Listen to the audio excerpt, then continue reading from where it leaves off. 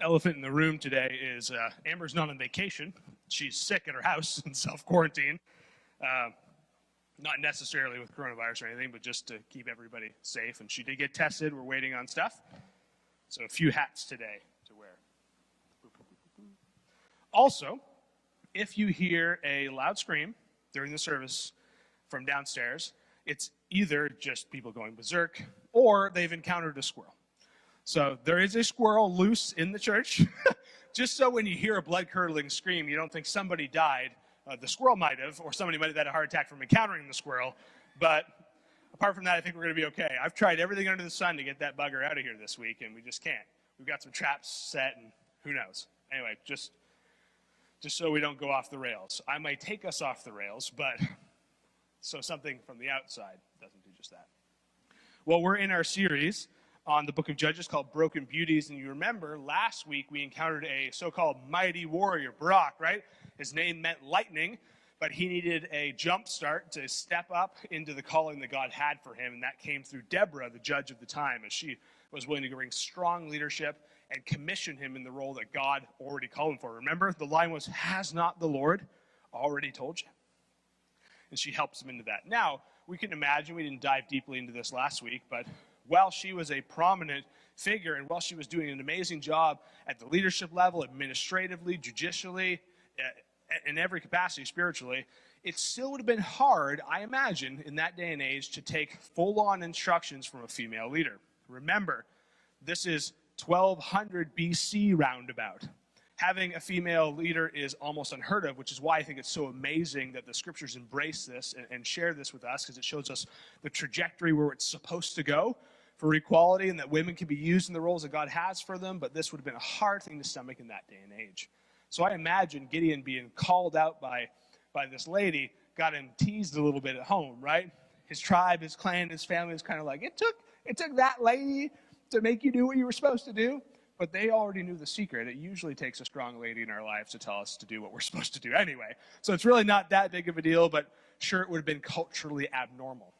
Today, the person we're going to study, he tries to get out of God's call in his life, similar to Barak, but he doesn't get commissioned by a female to kind of give him an excuse. He literally gets commissioned by an angel that shows up in the scene, and he still struggles. It just shows us the depths at which we go to try to weasel our way out of God's call in our life. And I think today that some of you know God's call in your life, and maybe today will be the day you stop weaseling. You ready to encounter our leader? So Deborah brought peace and prosperity to the land of Israel after that deliverance moment with Barak and the army for about 40 years. And as we've learned from the scriptures before, 40 is usually a symbolic number that means a season, a fully elapsed period of time where we can see a very obvious difference from the beginning and the end. So at this point in time, after this 40 years, the nation has unraveled, surprise, surprise, because they stopped keeping God at the forefront. And you know that this is the case in your life as well. When things start to go well for you, we get high on ourselves. Look at what I'm managing to achieve. My bank account's going up. Things are doing well socially. And we chart our own path forward from there. We stop giving God the credit and following him. This happens perpetually for the Jews during this day and age, the Israelites, the recent Hebrew Exodus people. They're struggling so bad, in fact, this is where we pick up with Judges chapter 6, one chapter after Deborah's song of the deliverance. The Israelites, verse 1, did evil in the Lord's sight. So the Lord handed them over to the Midianites for 7 years. The Midianites were so cruel that the Israelites made hiding places for themselves in the mountains and caves and strongholds. Whenever the Israelites planted their crops, marauders from Midian and Amalek and the people of the east would attack Israel, camping in their lands and destroying crops as far away as Gaza. They left the Israelites with nothing to eat, taking all the sheep, goats, cattle, donkeys. These enemy hordes, coming with their livestock and tents, were as thick as locusts, and they arrived on droves of camels, too numerous to count. And they stayed in the land until it was stripped bare. So Israel was reduced to starvation by the Midianites, a little bit desperate. It's amazing to me that sometimes it takes God literally putting us on our backside before we realize our need for him. If things are devolving in your life rapidly, maybe there might be a sin issue. Maybe we need to start focusing on God again and see what ends up happening. Because when they realize how bad it's gotten and they turn their attention back to the Lord, it says they cried out to God for help. And God responds in a twofold way. He's merciful, sure. But the first thing he does is he sends a prophet to say, this is why you're in this predicament. It's not because of just bad happenstance. Like, no, you sinned. Specifically, you've been worshiping the God of the Amorites.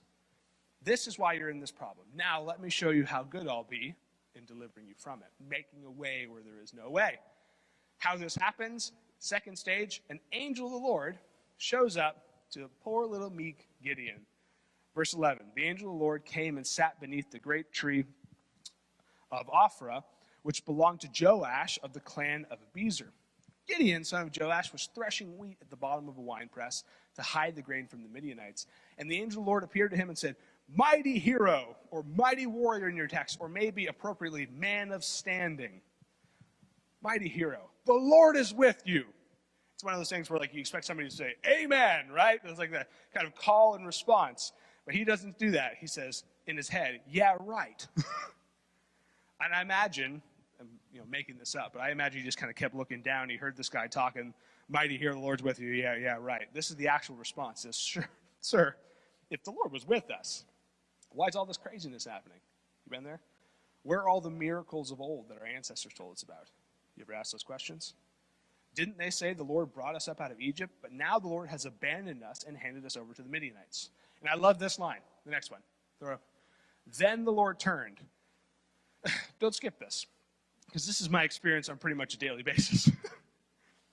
Gideon's lack of faith and doubt in response to the angelic call didn't even deserve getting looked at. The angel's not looking at him, not staring him in the eyes, not giving him the time of day. He's just talking about this God of old, full of doubt, full of uncertainty, and the angel of the Lord doesn't even give that the time of the day. When he finally stops complaining, then the angel turned to him. You've done this. I do this. I did it yesterday. I was cooking dinner, cooking lasagna, and Emery came into the kitchen trying to eat chocolate. She is a fierce, crazy person when it comes to trying to eat chocolate. And so she says, I want chocolate. I said, you can't have chocolate. I'm making lasagna. It's almost ready. I want chocolate. And I stopped listening, and she starts going on, whining. She may have thrown herself on the floor. I may be making that up. I don't know. But she, you know what I'm talking about? Whine, complain. Here's all the reasons I need chocolate. I'm hungry now. Can I at least get some chips, right? That didn't even warrant me looking at her. By the time she finished, I wasn't super cold-hearted. I turned to her and said, maybe you can't have chocolate. Lasagna's almost ready. Maybe we'll have a chocolate later. It's like we had to get the wine out before the angel of the Lord turned to give Gideon the time of day.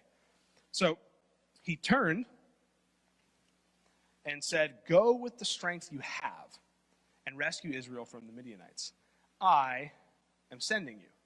That's what he ends up saying after breaking his silence and staring off in the cold distance. And I want you to know that an ancient reader would have probably read into this a good bit. Because from what we know, setting the scene, how Gideon is introduced to us, the strength he has doesn't seem to be very much. Remember, he's introduced as somebody who's threshing wheat in a winepress, which is not normal. Now, not many of us thresh wheat anymore, so we don't kind of catch this one. But you knock it down, and then you bail it up, and you take it to this big open area, usually over rock, and you toss it up in the air and let the wind separate the chaff from the wheat. Then you pick up the wheat and manage to grind that up and get you some flour. So he's doing this, not in a big open space where it would be effective, but at the bottom of a wine press where you'd squish grapes. It's going downhill, which means a couple of things. One, he's a scaredy cat. Literally, overtly in the text it says to hide from the Midianites. Because anytime somebody harvests a crop and there's something good, they come in and take it. So he's trying to protect what's his. He's getting all sorts of dirty. If you throw stuff up in a wine press, it's just swirling around in the air. He's probably getting all nasty. Allergies are acting up. He's all snotty. But he's just trying to stay in there and keep what's his. It also means another thing. Wine presses were not enormous. It suggests that the crop that he has, the harvest, is pretty tiny. So we're presented with somebody who's poor in spirit, afraid of the situation, and genuinely poor. Remember, the Israelites have been reduced to starvation. He's just trying to keep what's his. He doesn't have a lot of strength to offer. And what does the angel call him? Mighty warrior. Go with the strength you have. Why? Because I am sending you. He's showing him right from the get-go, like, you're not trusting in your own strength in this. You're trusting in my strength in this. And we really stink at doing that, don't we? When our provisions are low, when our energy is low, when the morale is low, we have a hard time trusting that God has gone before us. He's going to go with us and stay after us. But the angel says, go with the strength you have. You got this. Here's Gideon's response. The irony of the situation is not lost on him. He literally just has to articulate. He says, but Lord, how can I rescue Israel? My clan is the weakest in the whole tribe of Manasseh, and I'm the least in my entire family. You ever been there? God, I can't do what you're asking me to do. I don't think you understand. I'm not competent. I don't have got the goods. I don't have the intestinal fortitude. I can't make it happen. Choose somebody else. I'm going to unpack the insecurity in a minute because I know we all feel that to some degree. But first I want to continue with the scene, because here's how the angelic messenger responds to his weakness, his self-proclaimed weakness. Again, listen, because God does this. He reinforces us. He encourages us. He says, I will be with you. Don't trust in yourself. Trust in me. I'll be with you, and you will destroy the Midianites as if you were fighting against one man. And, that's easy to say and take it in church and be like, yeah, hoorah, God fights for us. If he is for us, who can be against us? But when we encounter that in our everyday lives, it's a lot harder to embrace. Gideon at the bottom of this wine press with this little bit of wheat, he's not exactly smitten by this. There's not a whole lot of faith that he is ready for this angelic messenger. So he devises a little test to decide if this is really the Lord speaking to him or if this is some crock sitting under the tree. This is what he says. If you're truly going to help me, show me a sign to prove that it's really the Lord speaking to me. You ever done this, right? Try to put the Lord to the test. And so the angel says, I'll stay here until you return. And I imagine this scene kind of like this old Gandalf-y dude with a big old hat, puffing on a pipe or something, with a staff, just sitting there waiting. Maybe that's me reading into the text a little bit, I don't know. But you can imagine the scene. This guy's just twiddling his thumbs, waiting for Gideon to come back. And it says, Gideon hurried home. He cooked a young goat. And with a basket of flour, he baked some bread without yeast. And then carrying the meat in a basket and the broth in a pot, he brought them out and presented them to the angel who was under the great tree. Now, the first time I read this, I kind of just scurried on. The second time I read this, I was like, wait a second. There's a lot of faith in that action. Just misplaced faith. He has a whole lot of faith that it isn't God who's speaking to him. But he has very little faith that it is God who's speaking to him. And here's how I know this is true. Remember, we encounter him. He's threshing in the bottom of this wine press. That means he probably didn't have a lot of grain. There's a translation here that maybe shifts the image a little bit. Your text probably says a basket of wheat. What that actually means in the Hebrew is 20 quarts or 22 liters. Like, he cleaned out the pantry. In times that were weak and when they were starving, he bet the house that it wasn't God speaking to him. You ever been that bold? Like, I'm so stinking positive that this can't be God. I'm willing to risk anything that I have. Bad gamble. It's a bad gamble for you too. Here's what happens. The angel of the Lord said to him, place the meat and unleavened bread on this rock and pour the broth over it. And Gideon did as he was told. I imagine he was kind of snickering a little bit. Like, this ain't going to work. And then the angel of the Lord touched the meat and the bread with the tip of his staff in his hand, and fire flamed up from the rock and consumed all that he had brought, and the angel of the Lord disappeared. And I imagine Gideon was like, no! Oh, man. We know he says this because the next verse says, Sovereign Lord, I'm doomed. I've seen an angel of the Lord face to face. He's freaking out, man. That was God. It really was God speaking. And I imagine if he's married at this point, we know he's married later because he has like 8 million children. But at this point, if he's married, I imagine he's also like, I don't want to go back to the house. I just spent all of our food. I slaughtered a goat. I used all of our wheat. What is my wife going to think? He's probably just as afraid of the house as he is of the Lord in this moment. Here's how God calms him down, because he does this for us. When we finally realize this is, in fact, God speaking to us, he'll usually be like, calm down, bro. It's going to be all right. You haven't missed your moment. I've got things working for your good. It's going to be okay. Here's what he says. It's all right. Don't be afraid. You're not going to die. And Gideon built an altar to the Lord there and named it Yahweh Shalom, which means the Lord is peace, because he saw him and he didn't take vengeance and kill him. He was doubtful, and God didn't just smite him. And God doesn't want to smite you today. He just wants you to be faith-filled in following after him. And the altar remains in Ophrah in the clan of Abiezer to this day. That night, here's what happens. Once he realized the calling, here's what God's first step is. Take the second bull from your father's herd, the one that's 7 years old, and pull down your father's altar to Baal. Whose altar? His father's. And cut down the Asherah pole standing beside it. Then build an altar to the Lord your God here on the hilltop sanctuary, laying stones carefully. Then sacrifice the bull as a burnt offering on the altar, using as fuel the wood from the Asherah pole you cut down. So Gideon did this tentatively. He took 10 servants and did as the Lord commanded, but he did it at night because he was afraid of the other members of his father's household and the people of the town. Before we move on to the famous moments in the battle and the fleece story, I want to unpack 3 things here because God has asked Gideon to do 3 things that he does not have authority to do. He's asked him to muster an army. It's not something that he was able to do. When he says, I'm the weakest, my clan is the weakest in the whole tribe, and I'm the weakest of the weak, he's not simply saying, like, I don't have the stuff in me.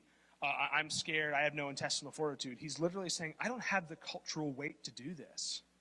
In that day and age, the only person who could muster an army, call troops to battle, was the head father, the head of the father's house of the biggest clan of the biggest tribe. Like, you follow that authority structure. He's all the way down the ladder. He's not saying, God, I don't have the strength to do this. He's saying, I don't have the ability. No one's going to follow me.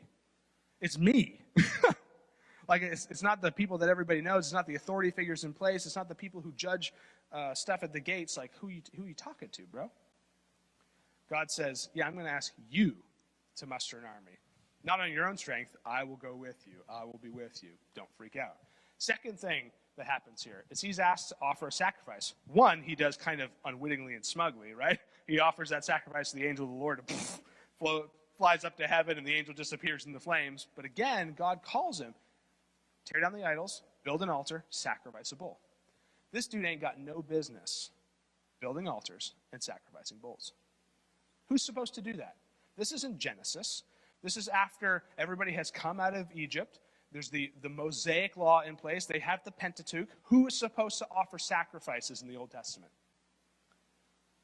The priestly class, the Levites. There's an entire tribe who's tasked to do just this. God doesn't say, take a bull to a Levite and have him offer a sacrifice. He says, you do it. And he said, I'm not supposed to do that. Your own law says I'm not supposed to do that. And the third thing is, remember those altars he tore down? Whose altars were those? His daddy's. Yeah. In that day and age, the highest authority structure is daddy, the head of the household. And he's not head of the household yet. To tear down those idols, that altar, that Asherah pole, is him literally subverting his dad's authority. That ain't supposed to happen. That'll get you culturally shamed. That'll get you kicked out of the family. But God says, do that anyway. Muster an army, offer a sacrifice, tear down the idols. None of which he has authority to do. And he knows. And he does it anyway. Here's the lesson, I think. Maybe God's calling you to be a mighty warrior as well. And a lot of the reasons that you haven't stepped into the calling is because you're like, well, I don't have the right authority. I don't have the right rank. I'm not boss. I don't have the money. Do you know who my dad is? The laundry list of excuses we have. Here's the truth. When there's the absence of godly, righteous leadership and God taps you, you best stand up and step into that calling. Because nobody's going to take responsibility for your spiritual life except for you. People will fail you day and night. Do you have an attachment, a relationship with the Lord that will sustain you through that? Are you willing to rock the boat? Not many of us really want to rock the boat and mess with the pecking order, right? If the leaders aren't leading, will you lead? If God has tapped you to lead? If the people are following idols, if your family is not dedicating their life to the church, are you willing to rock the boat, risk the relationship, to tear down the idols and start following the one true God? Look, all this stuff is scary. And we learn really quickly. As soon as he tears down those idols, takes that first real step, and people can see, this mug tore those down. And what is this new one? The people try to kill him. The whole town comes out and calls for his head. And his dad, the one who was following these idols, and chief patron, has to come out and say, look, it's always worked this way. If Baal's mad about this, let Baal take a vengeance on him. They actually give him a nickname. They say, okay, we won't kill him, but we'll call him Let Baal Avenge Himself. He gets a new nickname here. It ain't going to be pleasant for you to lead in the way that God has called you to lead. Not necessarily. It might rock some boats. It may make some relationships a little bit rocky. It might hurt the pocketbook a little bit. But here's the truth. God may be calling you to be a mighty warrior, but you're going to have to tear down your idols. It's a necessary step. Gideon doesn't get the whole picture of who he's supposed to be in his calling until he's willing to repent of the sins of himself and his household and tear down the idols. And a lot of us don't want to take that step. Because what happens? People are going to be mad when our priorities change. People are going to be mad when we stop paying homage to the things we've been paying homage to, or when our attitudes shift, when the way we spend our money changes, when our priorities on Friday nights change, when our family structure changes, when we start showing up to additional things in church because we're about the kingdom, not about our own kingdom. That might rock the boat. It may make things complicated. It can be scary. And then the other thing is, if we tear down our idols, who do we get to lean on when we're weak and scared and tired? Because most of us just get to get in our phone, right? A lot of us don't get in our closet and worship a shrine. Most of you probably don't have an Asherah pole in your backyard. We still have idols today. They're just more sophisticated. And an idol is not necessarily a carven image. It's anything that takes our attention and affection away from God. We trust in it instead of him. So for many of us, that's our wallet. We trust in that. That's what gets us to move or not move. For many of us, it's our phone. For some of us, it's our job and security in that. For some of us, it's just not making the spouse mad. Like, there are so many things that could be idols in your life. And the reality is you will never step into the fullness of God's calling in your life until you're willing to tear it down. So the question today is God tapping you on the shoulder? Hey, mighty warrior. Man or woman who's standing, I got a job for you. It's void right now. Are you willing to tear down the idols and follow? Will you?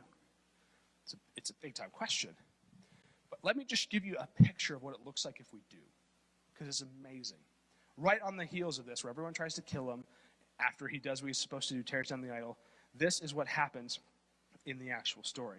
Soon afterwards, the armies of Midian and Amalek and the people of the east formed an allegiance against Israel and crossed the Jordan, camping in the valley of Jezreel. Then the Spirit of the Lord clothed Gideon in power. He blew a ram's horn as a call to arms, and the men of the clan of Abiezer came to him. Who was just trying to kill him? The men from the clan of Abiezer. And then he sent out messengers throughout all of Manasseh and Asher and Zebulun and Naphtali, summoning warriors. And how many of them responded? But I'm the weakest of the weak of the weak. No one's going to follow me. Why did they respond? He didn't have the authority. He's already said he didn't have the authority or the guts to do it. Why did they come? Why did they all respond? Because God showed up.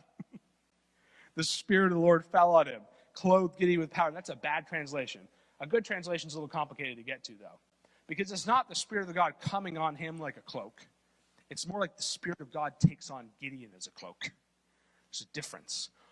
When he speaks, it's the Lord who's speaking. When he blows the horn, you can imagine it being like magnified. There would have been probably a glow about. This would have been a magnificent moment because Gideon has stepped into his God-given lane, and the Spirit of God comes and anoints him with power, and everybody sees it and says, that's our guy. It doesn't matter who his daddy is. It doesn't matter the things he's done in his past. It doesn't matter that he's weak in spirit because God's Spirit has showed up. Everyone responds. That would have taken an amazing, magnificent show of God. Why else would messengers go out to all around? They would say, who's that guy? You got to come see because God is doing amazing things in this person. Have you ever dreamed of so stepping into the lane that God has called you to? That when people look at you serving in that way, they don't just see you, they see God. Like, it's so patently obvious that God has showed up, is doing a work in you. Because mountains are moving. Faith is being built. Lives are being changed. Like, God has shown up in you. You can do that too. That same Spirit who did that lives inside of you. Raised Jesus from the grave.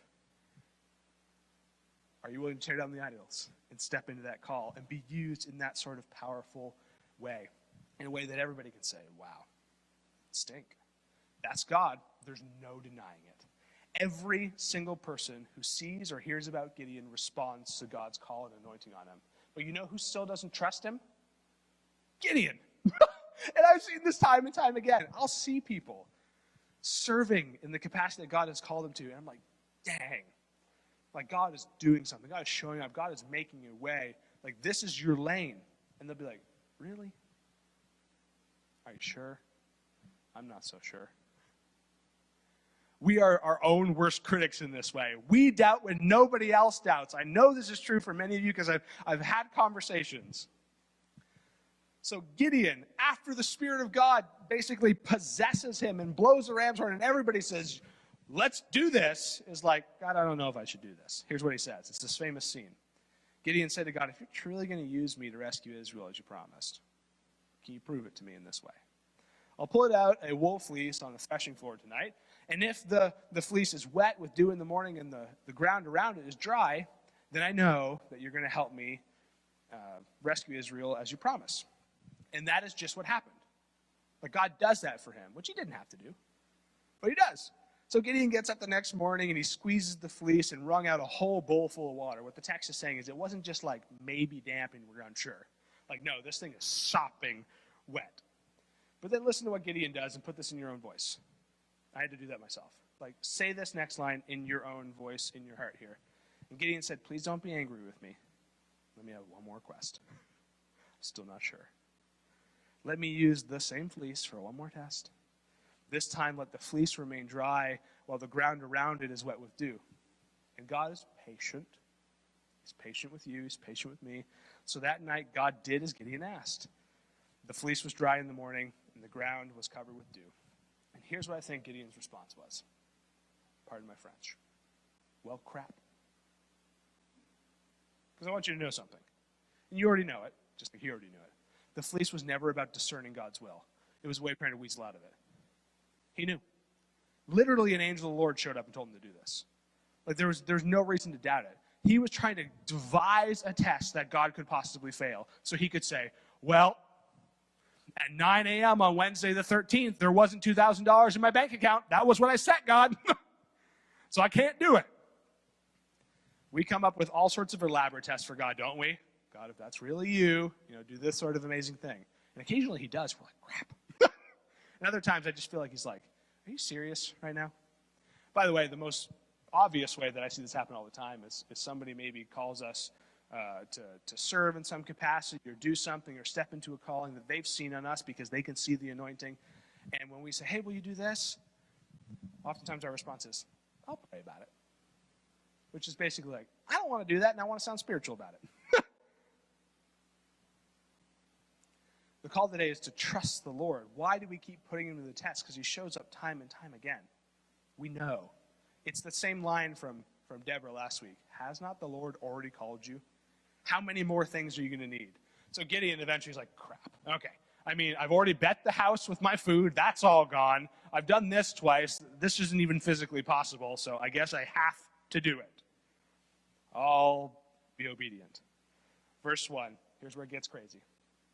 Gideon and his army got up early and went as far as the spring of Harod, and the armies of Midian were camped north of there in the valley near the hill of Morah. But then Gideon hears this small voice. And it's like, I feel like God's humorous. Hey, you. Yeah, weakest of the weak of the weak. Right? Self-proclaimed. Weakest person. Yeah, you. You got too many warriors with you. And I imagine Gideon was like, agree to disagree. I don't got enough. We never feel like we have enough resources, time, energy, volunteers, nothing. Agree to disagree, God. And listen to what he says. If I let you fight the Midianites with all these people, the Israelites will boast that it was they who saved themselves by their own strength, which is always our problem. We don't trust God because we think we have the ability to do it ourselves. So God's saying, hey, Mr. Weak of the weak of the weak, let me show you weak. Here's what I want you to do. Tell them, whoever's timid or afraid, leave the mountain, go home. And so 22,000 left and went home. They were like, peace, that's all we needed. We're out. 10,000 fighting men stay, willing to fight. And I'm sure Gideon's like, man, you're killing me, Smalls. This is nuts. It was already going to be way too hard of a battle. And then God, ever present and ever sneaky, says, well, I'm not done yet, because I've done a quick count, and there's still too many warriors with you. Bring them down the string. As I recall, you like tests.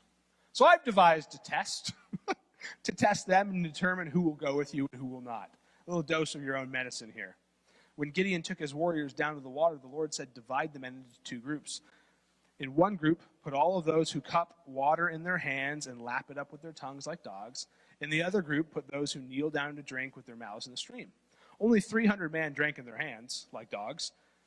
All the others got down on their knees and drank with their mouths in the stream. Okay, fine. Send them all home. 300 remain. Okay. Text says, so Gideon collected the provisions, the ram's horns of the other warriors and sent them home and kept 300 men with him. And I don't know if you've seen the movie. I wanted to show the clip, but it had some language.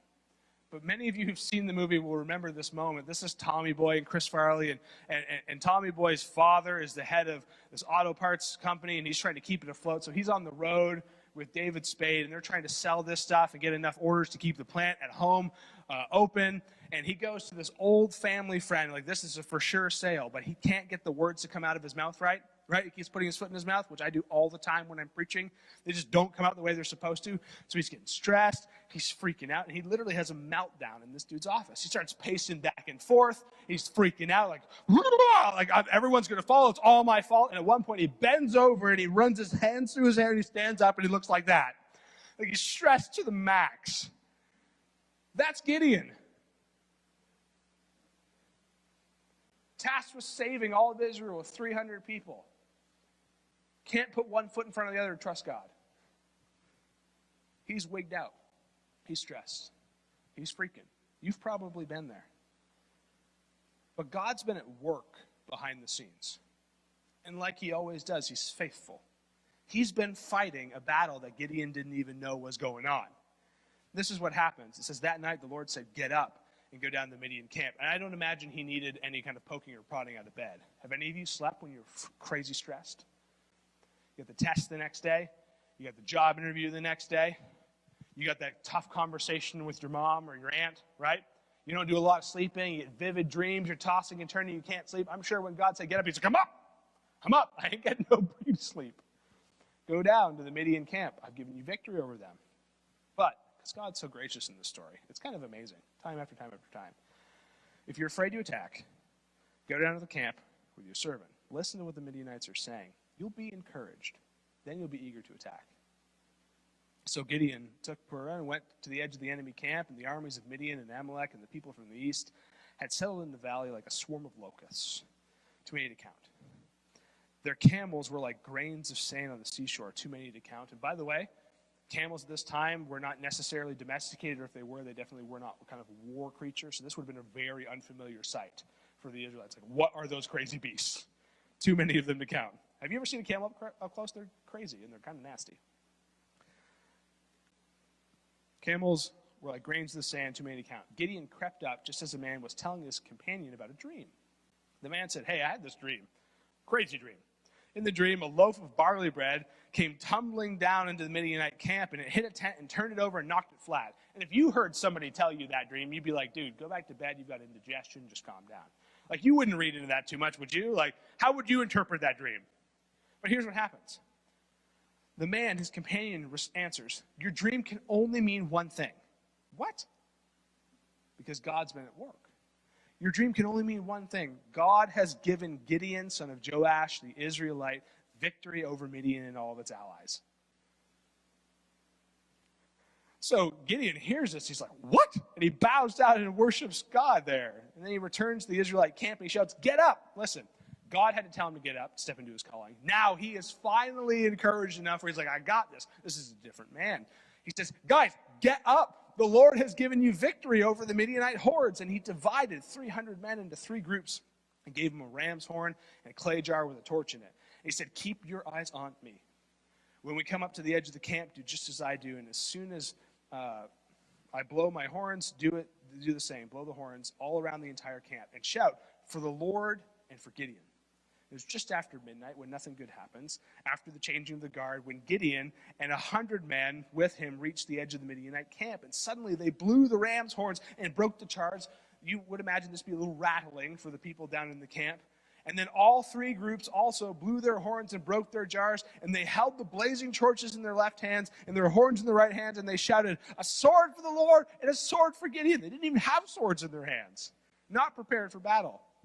Each man stood at his position around the camp and watched as the Midianites rushed around in panic, shouting as they ran to escape. It's like you picked up a box and all the cockroaches were like, hide, and scattered all over the place. Get out of here. When the 300 Israelites blew the ram's horns, the Lord caused the warriors in the camp to fight against each other with their swords. They didn't even need to bring their own. God turned the enemy's swords on themselves. Those who were not killed fled to places as far away as Beth Shittah near Zererah and to the border of Abel Meholah near Tabbath. And ultimately, Gideon tracks them down one by one and takes care of them. That's the rest of the story. So here's my kind of big question for you, okay? If God can use Gideon, the weakest of the weak of the weak, every excuse on the planet, why can't he use you? And what excuse do you have left after this story? What test could you devise that's better, smarter, going to work, more efficacious than the test that Gideon put the Lord to? Here's what I think the big takeaway from the narrative is. Your I'm not enough needs to change to the Lord is enough. It's really just that simple. In every area of our life, in all the challenges we're going to face every day, if we were able to wake up and say, I don't necessarily think that much of myself, but I think a whole lot about God, our whole lives would shift. If we stop looking at every problem from our own strength and our own financial means and every other thing that we make excuses for, and we change our I'm not enough to the Lord is certainly enough. Just imagine what you do in your marriage and in raising your kids, because we all fall short as parents. I do it every day. You probably already thought I fell short in the story I was telling you. I'm not enough. God is. I'm not enough to lead this church. God is. You're not enough to do a lot of things you're doing in your life. God is. What excuse do you have left? Because God can do more in your weakness than you could ever do in your strength. It's just the simple truth of the scriptures. It's on every page. It's time after time. It's book after book. It's chapter after chapter. We got to learn the lesson that Paul did. He's this amazing dude who, he had a lot of strength. He said, I'm the best of the best of the best when it comes to being a Pharisee. I got this on lock. And God rocked his world, right? How is he supposed to stand up and step into his calling? Well, when he originally shows up in Ephesus, he starts a church there, and he's a rock star. People literally are just trying to get close to him to get healed. Everybody's listening. They're all showing up to his sermons. People are streaming him like crazy on YouTube. He's getting all sorts of likes and shares and hearts on Instagram. Like he is the star. Things change because he leaves town and people come in. They start, I don't know about that Paul guy, and they're rabble rousing and they're changing the stuff. And so he goes to different places, plants some church, spends some time in Corinth, and he comes back to Ephesus and he finds he's not welcome in the same houses that he was welcome in before.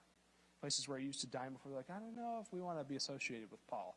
And he goes and tries to speak in the synagogues and in the churches, and people, there's a lot of resistance, and finds out there's lots of people who've been undermining him, and he actually gets thrown into prison this next time he's in Ephesus.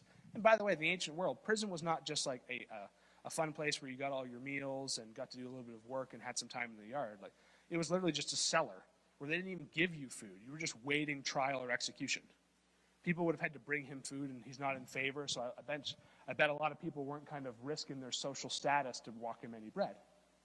So he's at the lowest of the low point, and he realizes that he's out of favor there, and he's getting word from other churches, from other people who are brave enough to come and talk to him. They're like, the church is unraveling in Galatia. It's going berserk in Thessalonica. In fact, he gets a letter from the church in Corinth. Remember, he spent so much time there, and he's like, man, that's the labor of my heart. We studied 1 Corinthians a couple sermons years ago. We're going to study 2 Corinthians in here just a little bit. And they're like, hey, Paul, if you want to come back, we're going to need some references. I know that, like, we trusted you and you led us and we were best friends and all, but there's some people here saying some stuff about you. And we want to make sure that you're still in right with the rest of the apostles. So before you come back, make sure that you've got your references in order. Paul's at the lowest point of his career so far. God's not showing up. The miracles aren't happening. He's in jail. No one's coming. And God teaches him a lesson that he shares with the church of Corinth in his second letter. He says, when I was at the bottom, when I was weak, when I had no strength left, I learned this. God told me time and time again, 2 Corinthians chapter 12, verse 9, my grace is all you need. My power works best in your weakness. That's God's call, time and time again, when Paul's struggling. Your grace, it's all you need.